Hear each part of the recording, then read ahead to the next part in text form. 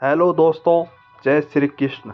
आज मैं आपको गरुड़ पुराण के आधार पर श्री कृष्ण जी द्वारा बताए गए जन्म से मृत्यु तक का रहस्य पर एक हिंदी कहानी सुनाने का प्रयास करता हूँ।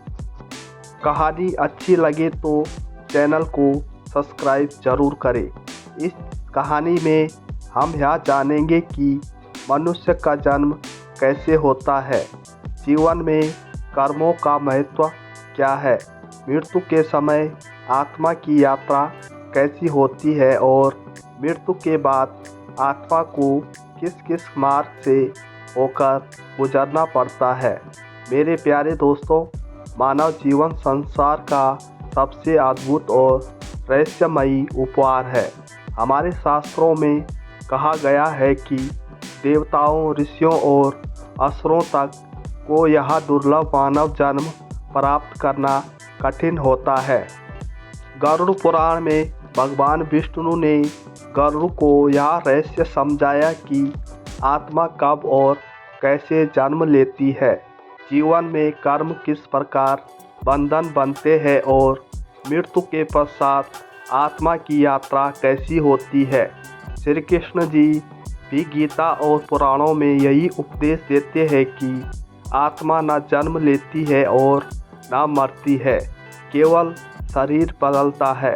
लेकिन यह शरीर बदलने की प्रक्रिया ही जीवन और मृत्यु का रहस्य है। गरुड़ पुराण में वर्णन है कि आत्मा कर्मों के अनुसार विभिन्न योनि में जन्म लेती है। श्री कृष्ण कहते हैं, हे पार्थ, जीव अपने कर्मों के आधार पर गर्भ में प्रवेश करता है। माता पिता केवल निमित्त मात्र होते हैं। जब किसी प्राणी का पूर्व जन्म समाप्त होता है, तब उसके संचित कर्म अगले जन्म का आधार बनते हैं। यमदूत आत्मा को लेकर धर्मराज यमराज के पास जाते हैं। वहाँ पर चिंतन, कर्म और पुण्य पाप का लेखा जोखा सामने आता है। यदि पुण्य अधिक है तो आत्मा को उच्च लोक मिलते हैं, यदि पाप अधिक है तो नरक के मार्ग पर भेजा जाता है, और यदि दोनों का संतुलन हो तो उसे पुनः मनुष्य योनि में जन्म मिलता है। मनुष्य योनि ही एकमात्र ऐसी स्थिति है जहाँ मुक्ति का मार्ग खुला है। हमारे गरुड़ पुराण में गर्भवास की स्थिति का बड़ा हृदय स्पर्शी वर्णन है। आत्मा जब गर्भ में आती है तो उसे स्मृति प्राप्त होती है। गर्भ में रहते हुए वह प्राणी अपने पूर्व जन्म के कर्मों और कष्टों को स्मरण करता है। वह भगवान से प्रार्थना करता है, हे प्रभु, इस बार मुझे अवसर दीजिए, मैं आपके नाम का स्मरण करूँगा, मैं अपने जीवन को व्यर्थ नहीं जाने दूंगा। गर्भ की संकीर्ण जगह में वह आत्मा अपार पीड़ा सहती है। माँ जो भी भोजन करती है उसी का प्रभाव गर्भस्थ शिशु पर पड़ता है। यह पीड़ा देखकर आत्मा भीतर भीतर रोती है और परमात्मा का स्मरण करती है। लेकिन जैसे ही जन्म होता है और बच्चा संसार में रोते हुए आता है, वैसे ही जन्म की पीड़ा और पूर्व जन्म की स्मृतियाँ माया के आवरण से ढक जाती है। श्री कृष्ण कहते हैं, हे अर्जुन, मनुष्य जन्म के साथ ही अपने कर्मों के फल भोगना आरंभ कर देता है। शिशु अवस्था में माता पिता की सेवा में वह बंधा होता है।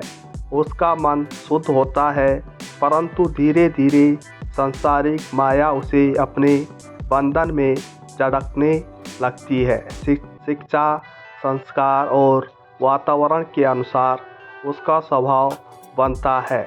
हमारा गरुड़ पुराण कहता है कि बाल्यावस्था आत्मा के लिए नया आवरण शरीर अपनाने का अभ्यास है।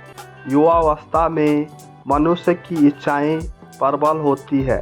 धन, सुख, भोग और अहंकार यही उसके लक्ष्य बन जाते हैं। वह पुण्य पाप का विचार कम करता है और भोग की ओर आकर्षित होता है। लेकिन श्री कृष्ण गीता में कहते हैं, हे पार्थ, जो व्यक्ति धर्म के मार्ग पर चलता है वही वास्तविक सुख प्राप्त करता है। गरुड़ पुराण में कहा गया है कि इस अवस्था में यदि व्यक्ति सत्संग, भक्ति और धर्म की ओर बढ़े तो उसके लिए मुक्ति के द्वार खुल जाते हैं। जब बुढ़ापा आता है तब मनुष्य अपने जीवन के कर्मों के परिणाम भोगने लगता है। शरीर दुर्लभ हो जाता है, प्रियजन दूर होने लगते हैं, मृत्यु का भय सताने लगता है। गरुड़ पुराण कहता है, जो व्यक्ति जीवन भर भगवान का नाम नहीं लेता था उसे अंतिम समय में अत्यंत पीड़ा होती है। लेकिन जो व्यक्ति भक्ति और सत्कर्म में लीन रहता है उसके लिए वृद्धावस्था भी आनंदमय हो जाती है। श्री कृष्ण कहते हैं, जैसे मनुष्य पुराने वस्त्र त्याग कर नए वस्त्र धारण करता है वैसे ही आत्मा पुराना शरीर त्याग कर नया शरीर धारण करती है। गरुड़ पुराण के अनुसार मृत्यु के समय प्राण धीरे धीरे शरीर से निकलने लगते हैं, इंद्रियां शिथिल हो जाती है। मृत्यु के कुछ क्षण पहले मनुष्य को अपने सारे कर्म स्मरण हो जाते हैं। यदि उस समय उसका मन भगवान में लग जाए तो आत्मा मोक्ष को प्राप्त कर सकती है।